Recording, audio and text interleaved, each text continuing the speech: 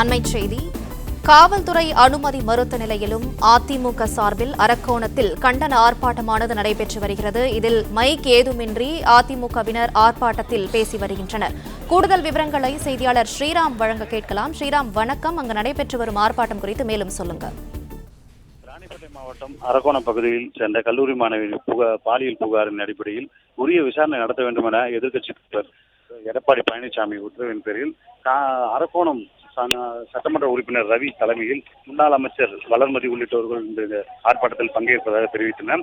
இந்த நிலையில் உரிய விசாரணை நடத்தப்படும் என போலீசார் தெரிவித்த நிலையில் அதற்கு அனுமதி வழங்கப்படவில்லை.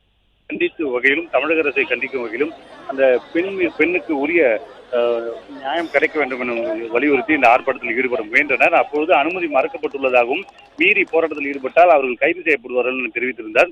இருப்பினும் வளர்மதி முன்னாள் அமைச்சர் மற்றும் சட்டமன்ற உறுப்பினர் ரவி முன்னாள் நாடாளுமன்ற உறுப்பினர்கள் இதனை மீறி அங்கு சிறிய ஒரு டேபிள் அமைக்கப்பட்டு அதன் மேல் ஏறி கண்டன கோஷங்களை எழுப்பியவாறு இந்த பெண்ணுக்கு உரிய நிவாரணம் மற்றும் நீதி கிடைக்க வேண்டும் என கூறி தற்போது ஆர்ப்பாட்டத்தில் ஈடுபட்டு வருகிறார்கள். இவர்களுக்கு மைக்கு கூட வழங்கப்படவில்லை. மைக்கு அனுமதி இல்லாததால் பேசுவதற்கும் அனுமதி இல்லை என தெரிவித்திருக்கிறார்கள். அதனை மீறி தற்போது 500க்கும் மேற்பட்ட அதிமுகவினர் அந்த பெண்ணுக்கு நியாயம் கிடைக்க வேண்டும் எனவும் திமுக அரசை கண்டித்தும் தொடர்ந்து போராட்டத்தில் ஈடுபட்டு வருகிறார்கள்.